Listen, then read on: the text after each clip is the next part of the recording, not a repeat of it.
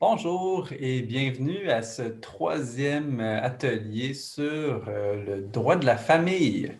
Nous sommes ici encore une fois pour démêler le vrai du faux de ce qui se dit en matière de problèmes, de droits, d'obligations qu'on a en matière de famille. Et si vous ne les avez pas attrapés, il y en a deux autres de la même série en matière du travail et des achats et magasinage. Donc, sans plus tarder, c'est avec grand plaisir que je vous offre cette présentation-là avec le Centre de justice de proximité. Moi, mon nom, c'est David Théodore.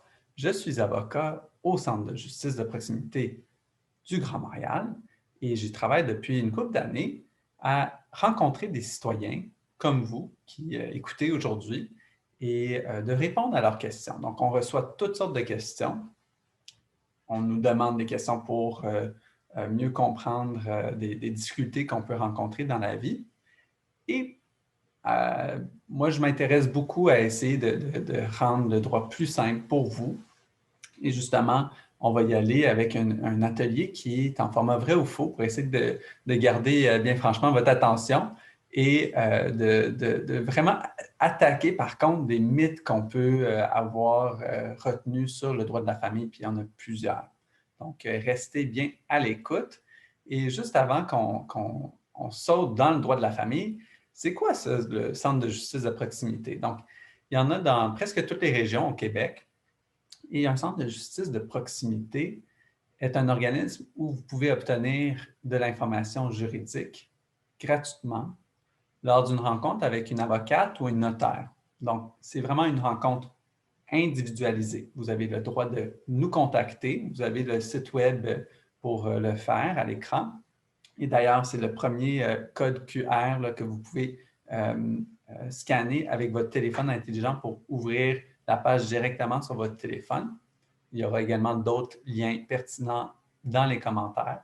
Mais bref, pour revenir au centre, donc, les gens, ils viennent nous voir, par exemple, en matière familiale, ils vivent une rupture, ils ont des difficultés à avoir leur enfant, ils veulent savoir comment faire. Donc, on va voir avec eux quels sont leurs droits. On constate beaucoup de mécompréhension et justement, j'ai monté ces ateliers pour pouvoir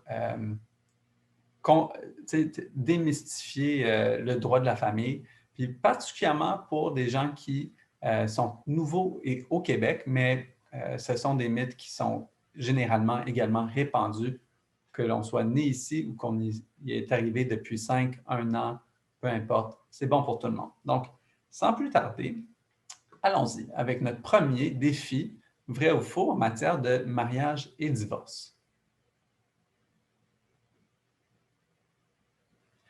Donc, première question.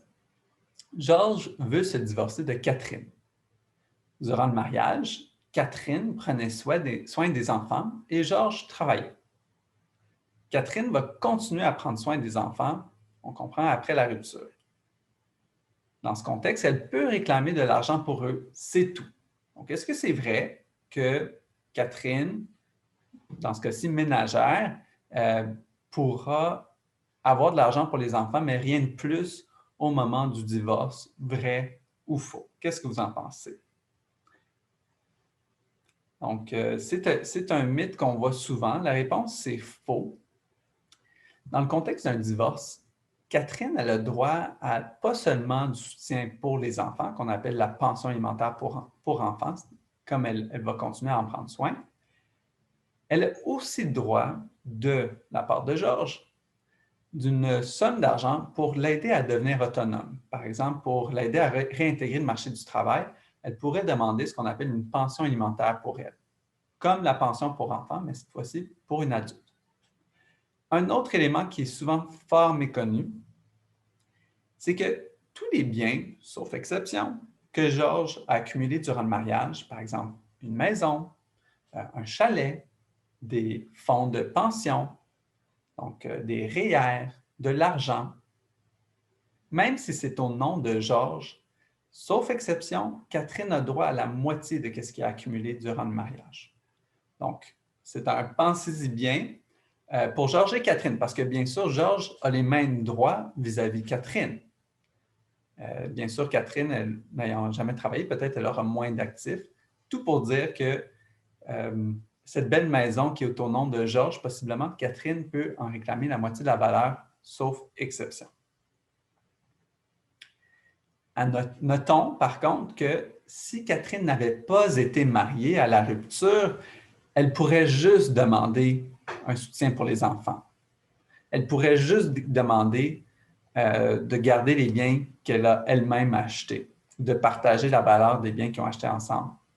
Elle n'aurait pas le droit au bien au nom d'une... Elle n'a pas le droit à la moitié de la valeur des biens que Georges aurait accumulés à son nom. Elle n'aurait pas le droit à un soutien pour elle à réintégrer, par exemple, le marché du travail.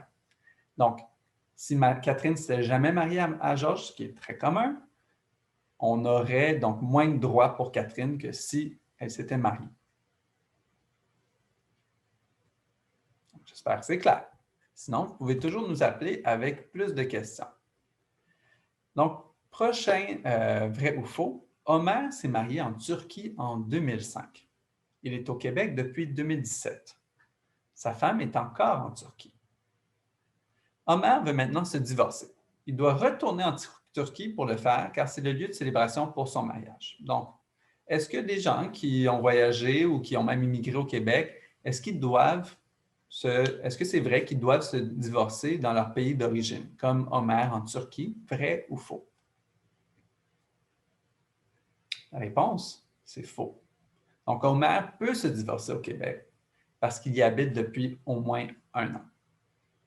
Donc, c'est encore une fois un pensez-y bien, là, si jamais il y a des enfants au Québec, ça peut vraiment être pertinent d'aller chercher le divorce au Québec.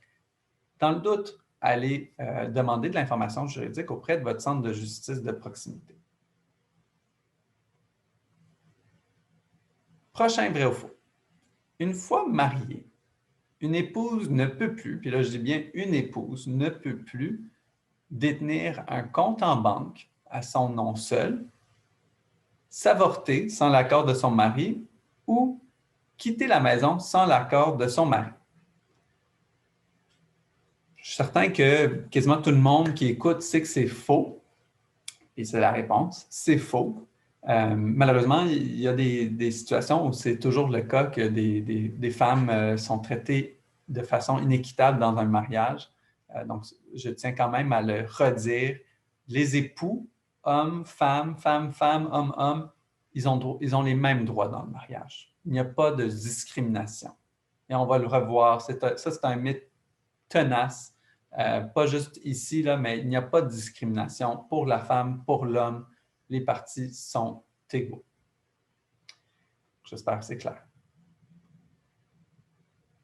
Prochain vrai ou faux. Le mari de Vanessa a eu une aventure amoureuse avec sa meilleure amie. Puisque son mari l'a trompée, Vanessa aura droit à des compensations supplémentaires lors de son divorce. Donc, Vanessa, elle est très triste, on lui a trompé. Est-ce qu'elle pourrait nous demander au centre de justice, mais j'aimerais ça que j'aurais droit à tous ses biens parce qu'il m'a trompé. Est-ce que c'est vrai ça? Vous vous en doutez peut-être, mais c'est quand même pas si hors du commun qu'on nous pose la question. La réponse, c'est faux. Elle ne peut pas avoir plus de droits, Vanessa, sur son mari juste parce qu'il l'a trompé. Ça mérite d'être dit, là. C'est que le divorce au Québec est traité d'une façon, si on met de côté les enfants, là, c'est vraiment un exercice que j'appelle de comptabilité. On fait les plus, on fait les moins.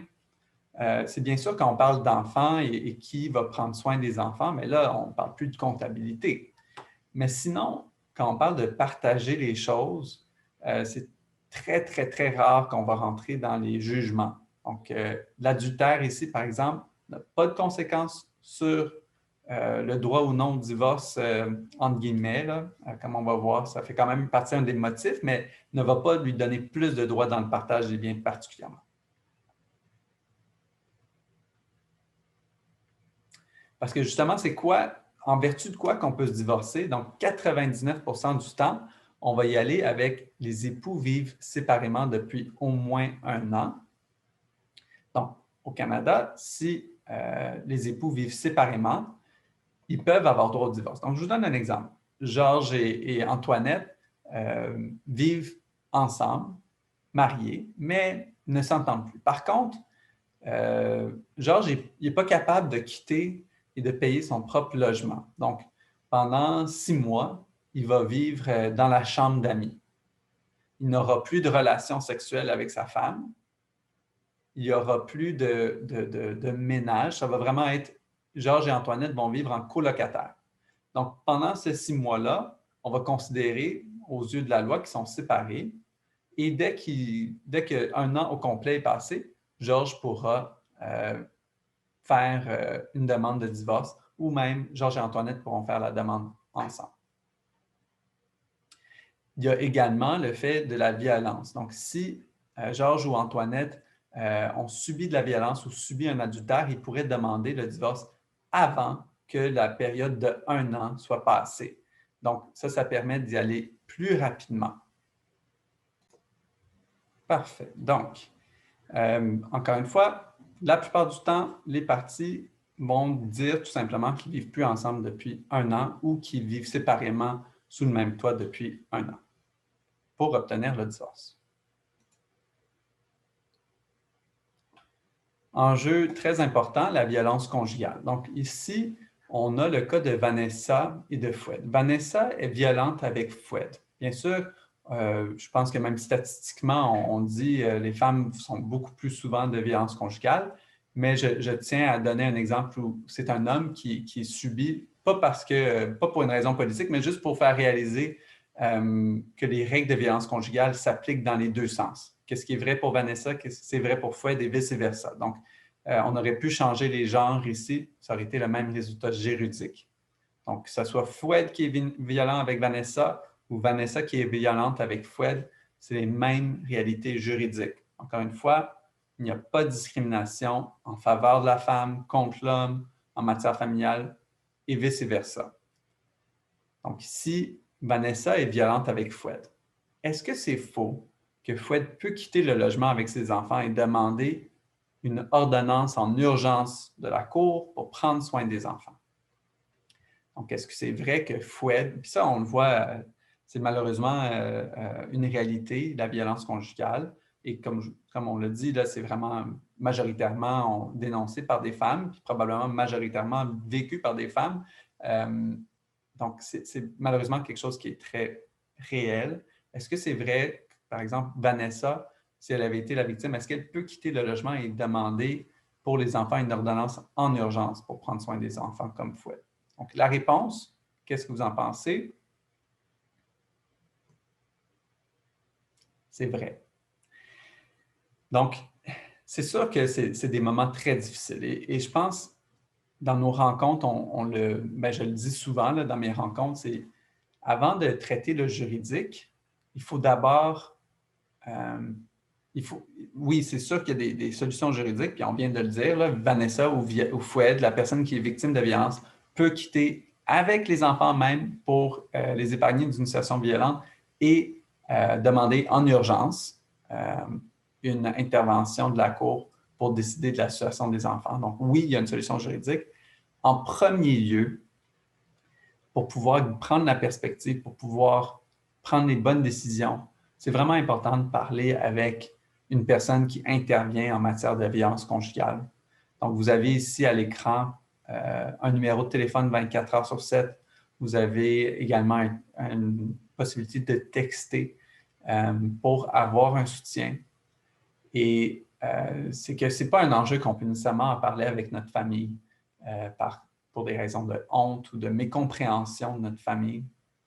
C'est vraiment une très importante première étape d'en parler avec quelqu'un. Ces informations-là sont anonymes, ne pourront pas être utilisées contre vous. Et ultimement, la personne qui est victime peut décider quoi faire avec sa situation. C'est elle qui décide et personne d'autre.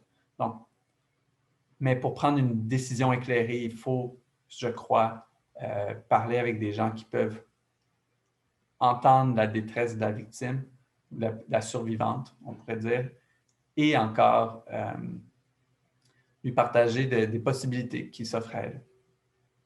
Et ça, c'est vrai pour Foued comme pour Vanessa.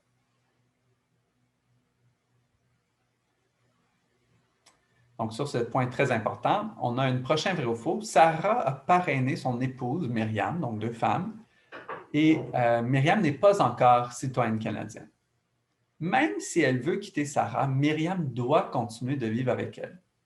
Sinon, Sarah pourra la dénoncer aux autorités et Myriam sera expulsée du Canada. Donc, vrai ou faux, est-ce que Sarah et Myriam sont ensemble jusqu'au moment que Myriam obtienne sa citoyenneté ou encore est-ce que c'est faux, Myriam peut la quitter?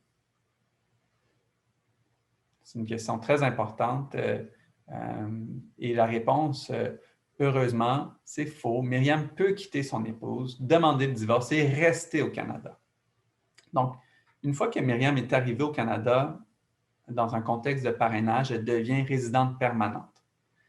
Et pour être expulsée du Canada, c'est des situations exceptionnelles. On pense à un mariage frauduleux. Ça arrive, mais c'est exceptionnel. Donc, dans le doute par rapport à ses droits, Myriam peut aller consulter un avocat, par exemple l'aide juridique, puis on va avoir le lien en bas de page, là, dans les commentaires, pour s'informer. Est-ce que ça serait possiblement retenu contre moi de quitter le mariage et est-ce qu'on pourrait m'expulser du Canada?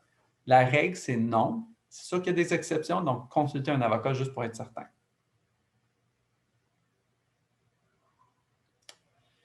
Bon, donc là, on vient de couvrir beaucoup de cas importants qui reviennent souvent.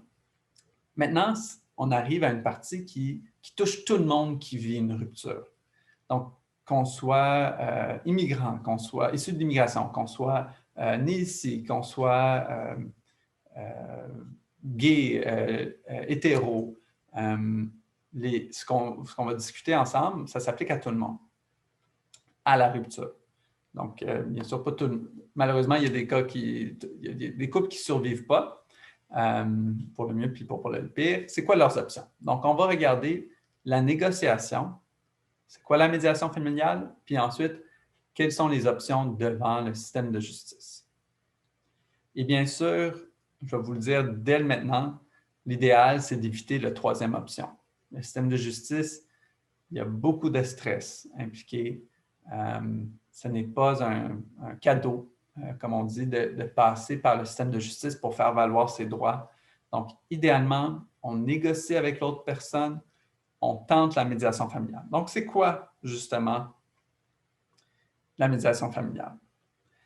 Bien, c'est l'alternative au système de justice. Et c'est vraiment, je ne pourrais pas dire des plus beaux compliments sur la médiation familiale. Et pour mieux le décrire, bien, je vous dirais que c'est volontaire. Donc, bien sûr, le système de justice, il va toujours exister parce que si jamais les deux parents ou les deux membres du couple ne veulent pas aller en médiation familiale, elle ne peut pas avoir lieu. Donc, c'est volontaire. Elle ne peut pas avoir lieu sans les deux personnes impliquées.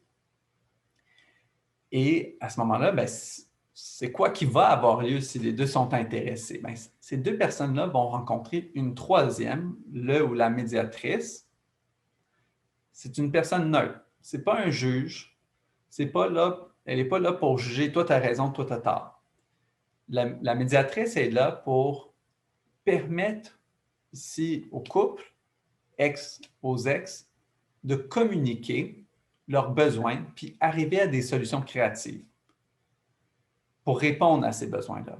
Parce que, ultimement, on le voit, là, les statistiques sont que 85% des gens qui vont en médiation réussissent à trouver une entente qui leur sont satisfaisante, qui est satisfaisante pour eux. Donc, puis pourquoi ça arrive, ça? C'est parce que la médiation, c'est quoi la magie là-dedans? C'est qu'on a, avec une troisième adulte, là, la médiatrice, qui est souvent une avocate ou une notaire, mais peut être aussi un travailleur social, cette personne-là, elle amène les gens à communiquer, à s'écouter. Et ça permet à des petits miracles à se produire et trouver des solutions où on n'en voyait pas avant. Parce que je le vois tous les jours quand on m'appelle pour des questions juridiques. On pense être à des lieues de distance de l'autre parent, mais dès qu'on se parle, il y a toujours des solutions, sauf exception, et c'est les exceptions qui doivent toujours se rendre au tribunal, mais si c'est une exception, normalement, 99% d'entre vous, ça ne devrait pas être votre cas, vous pourrez être capable d'utiliser la médiation. Le médiateur, la médiatrice est toujours impartiale. Elle n'est pas là pour dire « toi, tu as raison, toi, tu as tort ». Ce n'est pas une juge, ce n'est pas une arbitre. Elle est là pour faciliter la discussion, puis ramener les parties vers leurs objectifs communs.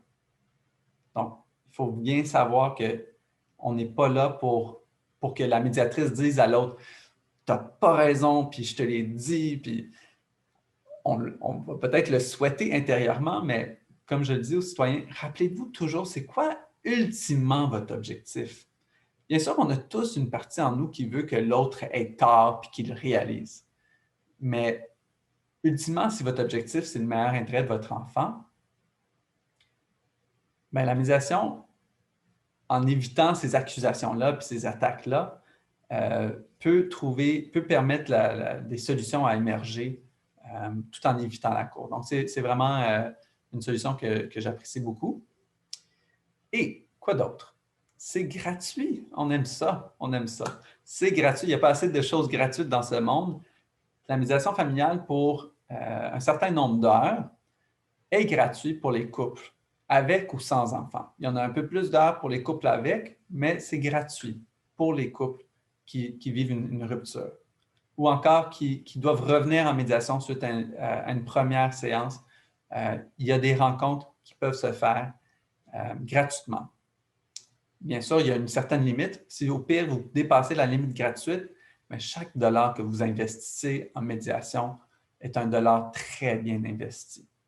Puis je vous ajoute un petit grain de sel. J'avais un père qui m'appelait hier là, avec une enfant de moins d'1 an. Il est en cours, il veut que ses droits soient entendus. Puis je le rappelle, tu sais, c'est bien beau de gagner en cours aujourd'hui, mais votre enfant, lui, il reste 2 décennies à devenir autonome.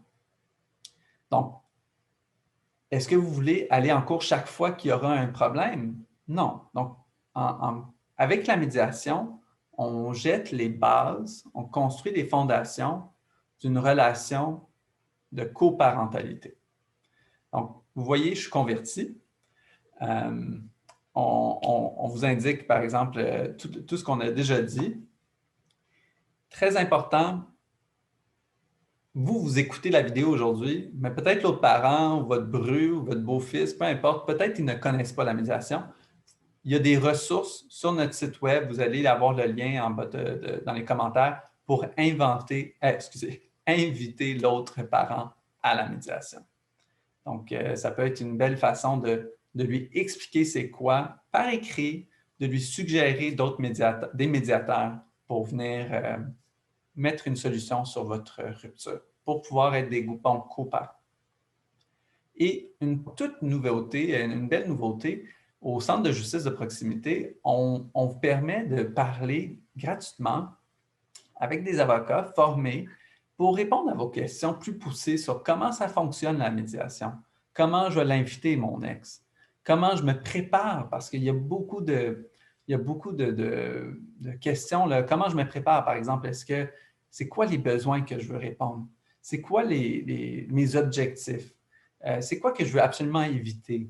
Donc, vous allez pouvoir discuter, faire un début de réflexion avec cette avocate, une de mes collègues, et mettre sur papier des bases pour bien réussir votre médiation. Donc, ça, c'est vraiment un beau service. Vous pouvez appeler au numéro pour tout le Québec, 1-844-522-6900. On a hâte de vous rencontrer en prémédiation.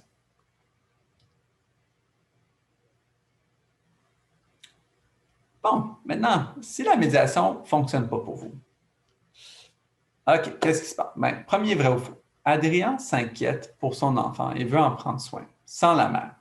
Elle refuse la médiation. Donc, il n'y a pas de médiation possible avec la mère à l'enfant d'Adrien. Bon, donc comment est-ce qu'il va faire, Adrien? Comme Adrien travaille à temps plein, il va devoir payer un avocat pour aller à la cour, vrai ou faux. Donc, la réponse ici, c'est très important parce que autant que j'aime la médiation, s'il n'y a pas d'alternative à la médiation, elle perd tout son sens parce que la négociation qui va avoir lieu en médiation doit être faite dans le contexte où les deux parents, ils savent qu'ils peuvent dire non. Tu sais, la médiation, si elle ne fonctionne pas, si un des deux parents n'est pas satisfait, il peut dire non. Puis s'il dit non, c'est quoi l'option? Mais c'est la cour. Puis si on va à la cour, est-ce qu'on doit payer un avocat? Donc ici, est-ce que c'est vrai? Adrien, il va devoir payer un avocat pour aller à la cour. La réponse, en fait, c'est ça dépend. C'est vrai et faux. Ça se peut, en fait, qu'Adrien ait droit à ce qu'on appelle l'aide juridique. Donc, c'est quand même depuis 40-50 ans que l'aide juridique existe au Québec et il y a beaucoup de gens qui qualifient à l'aide juridique en ce qui concerne les problèmes avec les enfants qu'on pourrait avoir avec l'autre parent, par exemple. Et on ne le soupçonne pas assez. Puis dans le fond, l'aide juridique, c'est des avocats qui sont payés par l'État. Donc, Adrien, dans le fond, s'il ne réussit pas en médiation d'arriver à une entente, il n'y a pas besoin d'accepter le statu quo juste parce qu'il ne peut pas se payer un avocat. Il peut demander l'aide juridique. Et en présentant preuve de ses revenus, de ses actifs, donc qu'est-ce qu'il y a en banque, par exemple, la taille de sa famille, le gouvernement, l'aide juridique va déterminer est-ce qu'il a droit à un avocat gratuitement. Donc, je vous encourage fortement de demander un rendez-vous pour vérifier si vous qualifiez. Bien sûr, Adrien, il peut se représenter seul ou encore il peut engager un avocat à ses frais. Ces deux options sont malheureusement soit très coûteuses, soit très compliquées. Ce n'est pas facile. Cela dit, si c'est le cas, nous, au Centre de justice de proximité, on a des outils pour aider Adrien ou vous pour se représenter seul à la cour. Donc, des modèles de procédure, des modèles pour ouvrir une demande à la cour, des façons de comprendre comment la cour fonctionne. Donc, Adrien, il peut se représenter seul, on peut l'aider. Maintenant, qu'est-ce qu'on fait avec les enfants? Donc, ça, j'ai gardé peut-être le plus intéressant pour la fin. Là. Souvent, en question de droit de la famille, là, on veut savoir, mais c'est quoi mes droits avec mes enfants? Premier vrai ou faux. Marc paye une pension alimentaire pour sa fille, ordonnée par le tribunal. Donc, à la rupture, le tribunal avait ordonné qu'il devait une pension alimentaire pour sa fille. Il peut se dire, est-ce que c'est vrai qu'il peut se dire que la pension alimentaire s'arrêtera automatiquement lorsque sa fille aura 18 ans? Donc, vrai ou faux, la pension alimentaire arrête à 18 ans. Donc, on l'entend souvent, celle-là. Et la réponse, c'est faux. La pension alimentaire ne s'arrête pas automatiquement. Donc, si on veut que ça arrête, il faut prendre les démarches nécessaires. Puis on peut le faire soit avec l'autre parent, soit en allant à la cour. Et le critère qui est toujours retenu, c'est de savoir est-ce que, premièrement, l'enfant a 18 ans et plus? Et deux, est-ce que l'enfant est autonome financièrement? Donc, un enfant qui est aux études à temps plein, très souvent, n'est pas autonome financièrement. Il y a d'autres exceptions. Est-ce que l'enfant a un handicap majeur qui l'empêchera à jamais de travailler? Est-ce que l'enfant est tout simplement en train de prendre une pause très temporaire de ses études en raison d'un problème de santé mentale? Donc, il y a toutes sortes d'exceptions, mais bref, ce n'est pas parce qu'on a 18 ans qu'on n'a plus droit à la pension alimentaire. Donc, c'est bon à savoir tant pour la personne qui paye que la personne qui reçoit la pension. Et je veux juste ajouter que si les parents s'entendent, par contre, pour arrêter la pension alimentaire, ils peuvent contacter le centre de justice pour avoir des idées sur comment arrêter la pension alimentaire. Il y a quand même des démarches à prendre et on peut vous aider à les comprendre. Puis des fois, on a des modèles à vous remettre là-dessus. Prochaine question. Adrien et sa conjointe ont un enfant de 3 ans. Comme il se doit, le tribunal ordonnera que sa conjointe ait le plus de temps parental qu'on appelle aussi garde de l'enfant, d'autant plus que l'enfant est très jeune. Donc, est-ce que c'est vrai, dans le fond, que le temps parental ira à la mère quand on a un enfant jeune? Donc, ici, c'est clair que ça, c'est une question qu'on reçoit souvent, directement ou indirectement, dans le contexte où les gens pensent, ben non, c'est la mère qui a le droit aux enfants, ou encore le tribunal préfère les femmes aux hommes. Puis la réponse, c'est tout le contraire, c'est faux. Il n'y a pas de préférence à la mère pour le temps parental ou ce qu'on appelle la garde des enfants également, peu importe l'âge des enfants. Donc, on va seulement donner du temps ou de la garde en fonction du meilleur intérêt de l'enfant. Et c'est sûr que on va se demander c'est quoi le meilleur intérêt de l'enfant. Puis juste avant, je veux juste ajouter que il y a beaucoup de familles monoparentales, je n'ai pas les statistiques, mais il y en a beaucoup qui sont dirigées par des femmes. Et on peut croire, en regardant ça, que ben, c'est parce que la Cour privilégie les femmes. C'est faux. C'est souvent un concours de circonstances qui font en sorte que ça soit rendu à que ça soit la mère qui garde les enfants. Et souvent, moi, je dirais que c'est le stéréotype de la préférence de la Cour, ce qui fait en sorte que c'est une prophétie qui se autoréalise. Les papas pensent, ben, la Cour va toujours préférer la femme, je vais pas garder des enfants, je lui laisse les enfants. Donc, c'est une prophétie qui s'autoréalise à cause d'un stéréotype qui est faux. Donc, moi, là, je dirais à tous les parents, ne croyez pas que la Cour préfère un homme à une femme à un homme ou vice-versa. La Cour va toujours se pencher pour l'intérêt de l'enfant. Puis là, c'est quoi l'intérêt de l'enfant? Bon, donc l'intérêt de l'enfant, c'est essentiellement, c'est quoi les besoins de l'enfant, puis c'est qui peut y répondre. Et là, ça se décline de toutes sortes de façons.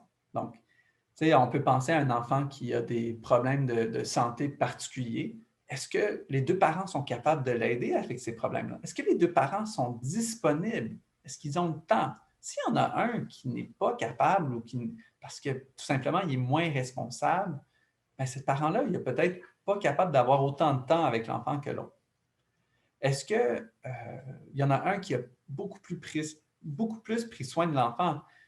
Bien, si oui, ça se peut qu'effectivement la Cour dise OK, bien, on va pas arracher l'enfant du parent qui connaît le mieux, on va garder une certaine stabilité dans la vie de l'enfant pour pas que ça soit traumatisant, la rupture pour l'enfant. Donc, ça, c'est un autre facteur. Est-ce que l'enfant s'entend bien avec, est-ce qu'il peut bien s'intégrer dans la nouvelle réalité de la rupture? Parce que, il faut se le dire, rupture égale appauvrissement. On parle d'une maison, des frais d'une maison, puis là, on en a deux. Donc, est-ce que l'enfant, est-ce qu'il peut être accueilli dans deux maisons? Ça se peut que ça arrive souvent qu'il y en a un parent qui n'est plus capable de l'accueillir. Il n'a plus une chambre pour l'enfant. J'ai une dame qui me raconte que son enfant, en fait, c'est un père qui me raconte que son enfant doit coucher sur le divan quand il visite sa mère. Et dans ce cas-là, c'est le père qui avait le temps complet avec son enfant. Donc, on voit que la mère ne pourra pas obtenir le temps plus important avec son enfant tant qu'elle n'a pas un espace pour l'accueillir. Est-ce que les parents ils ont des problèmes personnels comme une dépendance? Est-ce qu'il y a des frères et sœurs? On veut éviter de les séparer. Si l'enfant est assez mature, on va dire à partir de 10 ans, on va commencer à vraiment vouloir savoir ce qu'ils pensent. À partir de 13 ans, on va tenter de suivre ce qu'ils veulent. Et bien sûr, chaque cas est unique. Donc, posez des questions, rencontrez le centre de justice de proximité de votre région, informez-vous, allez consulter des avocats. Et finalement, il y a la présence de violence familiale. Donc, quand il y a de la violence, on peut aussi prendre ça en compte pour limiter les droits d'un parent qui est violent quand cette violence-là affecte l'enfant. Donc, on veut absolument protéger les enfants de la violence familiale. Et ça, c'est une nouvelle priorité dans les cas de divorce. Et ça va être très intéressant de suivre comment ça va évoluer dans le temps. Bien sûr, un parent qui est en violent directement avec son enfant ne va pas pouvoir voir son enfant sans accès supervisé, là.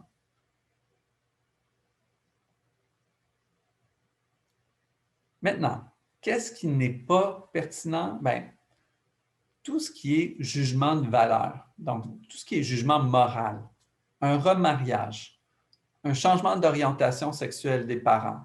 Tu sais, ça arrive, là, un couple hétéro se sépare, puis il y en a un qui devient gay ou lesbienne. Ça n'a pas d'impact sur la garde, sur le temps avec l'enfant. L'adultère, ça n'a pas d'impact. La religion des parents, ça n'a pas d'impact. Par contre, ça peut avoir un impact si ça a un impact négatif sur l'enfant. Donc, un parent qui est membre d'un culte, qui fait en sorte qu'elle amène tous ses jours ses enfants à aller faire le culte, mais en plus de faire des gestes qui sont gênants ou qui peuvent les diminuer ou les causer un embarras, on pourrait voir alors que la religion des parents va affecter leur droit de temps avec l'enfant. Donc, mais toujours dans le contexte, c'est quoi l'impact sur l'enfant directement. Donc, on vient de faire le tour de qu'est-ce qui est pris en compte pour choisir quel parent va avoir quelle quantité de temps avec les enfants. Et on ne l'a pas encore dit, mais le tribunal, il préfère passer le plus de temps possible avec les deux parents quand possible. Donc, au contraire d'une discrimination pour la femme ou pour l'homme, le tribunal, il souhaite, dans le meilleur intérêt de l'enfant, que l'enfant ait le plus de liens possible avec les deux parents. Il suffit par contre que les deux parents manifestent un intérêt.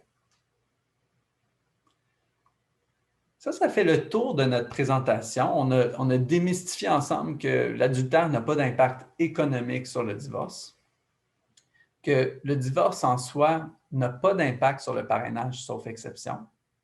On pourrait ajouter la phrase « sauf exception » à toute la présentation, là, parce que c'est sûr, en droit, il y a toujours des exceptions. Mais bref, il y a des droits pour les victimes de violences conjugales. Donc, il ne faut pas... il faut le dire là, le plus possible. Quand on vit de la violence conjugale, on a des solutions. Puis il y a des portes de sortie. Puis il faut savoir qu'il y a, par exemple, SOS violence conjugale. Il n'y a pas d'avantage pour la mère en ce qui concerne les enfants, du point de vue de la cour.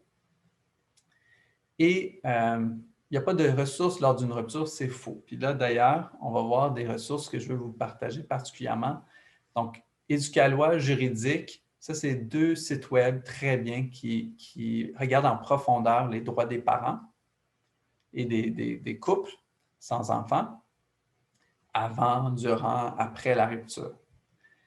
Et moi, je tiens vraiment à mentionner les ressources de soutien à la famille. Quand on vit une rupture, c'est un très grand et difficile moment dans une vie, sauf exception, bon, je le redis. Et cette rupture-là va vraiment va vraiment être très exigeant sur la personne, que ce soit un parent ou le couple. C'est une super bonne idée de ne pas vivre, de traverser cette épreuve-là tout seul. Il y a des professionnels, des intervenants qui peuvent être à votre écoute ou à l'écoute de votre proche. Parce que, veux pas, si on n'est pas un professionnel dans le domaine, on peut dire des bêtises, on peut donner des mauvais conseils, on peut quand même soutenir nos amis, mais tout pour dire, si on vit une rupture, il y a énormément de ressources qui peuvent vous aider, à la fois pour vous aider à prendre soin de vos enfants, mais aussi pour vous aider à recevoir toutes les émotions qui montent lors d'une rupture. J'ai parlé avec ce même monsieur là, cette semaine qui veut obtenir son jugement à la cour pour voir sa fille. Là,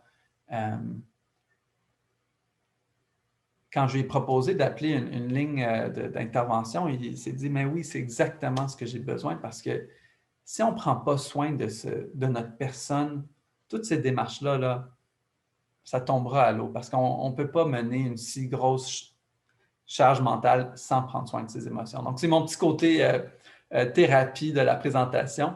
C'est très important, particulièrement en matière familiale. Vous n'avez pas besoin de faire ça tout seul. Donc, et notamment, vous pouvez bien sûr contacter le centre de justice de proximité de votre région pour une écoute empathique, mais surtout des informations juridiques et gratuites à part ça. Donc, encore une fois, on offre des rencontres un à un avec une avocate ou une notaire qui prend vos questions, vous aide à comprendre vos droits. Et vous avez nos informations sur notre site web sur comment obtenir ces services-là. Et il y aura également dans les commentaires quelques ressources supplémentaires. Donc là-dessus, je vous laisse. Ça a été un grand plaisir de vous rencontrer virtuellement et je vous souhaite tous